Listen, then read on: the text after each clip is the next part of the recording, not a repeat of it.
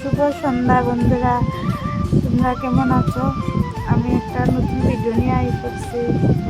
গুবলু ঘুমাইতেছে, তো আমি ভাবছি ঘুমাইতে ঘুমাইতে আমি যতটুকু পারি হইলাই। তো আমি গুবলুর খাওয়ানটা বানাইলাম, এদিকে দুধ চাল দিলাম। তো গুবলুর পাপায় মাছ নিয়ে আইসে, ভাবছি কয়েকটা মাছ ভাজা করে রাখি দিই রাত্রের লাগিয়া। উঠলে তো পারতাম না। আর দুপুরে তরকারি আছে, মাছ তরকারি আছে, লতা দিয়া শিডল দিয়া কলু আছে। তো শুধু রাত্রের লেগে মাছ ভাজাটাই খাই। তো বন্ধুরা দেখতে থাকো আমার ভিডিওটা, আর ভালো লাগলে অবশ্যই লাইক কমেন্ট শেয়ার করিও।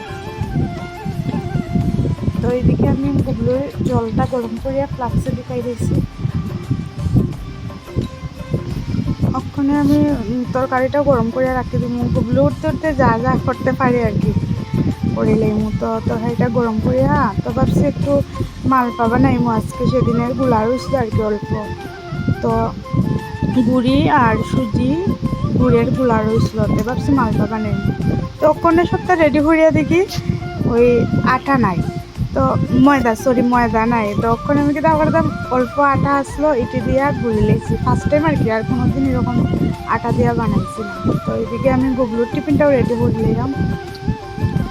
তো মালপাটা বসাইছি, তো দেখি আজকে আটা দিয়ে কীরকম মালপা হয়। তো মালপা সুন্দরই হইতাছে। এদিকে চার জলটা আমি গরম করে লইছি, চাও বানাই লইছি। তো মালপাও হয়ে গেছে, কয়েকটা বানাইছি আর কি, অল্প কত গোলা আছে ওইটি দিয়ে। তো গড়ে আইয়া দেখে গুবলু উঠে গেছে। মালপাটা খাইয়া দেখছে ভালোই লাগছে। তোমরাও খেতে পারবে গরম ময়দা না থাকলে আটা দিয়ে। তো টাটা বন্ধুরা, নতুন কোনো ভিডিও আবার তোমাদের সঙ্গে দেখা হইব।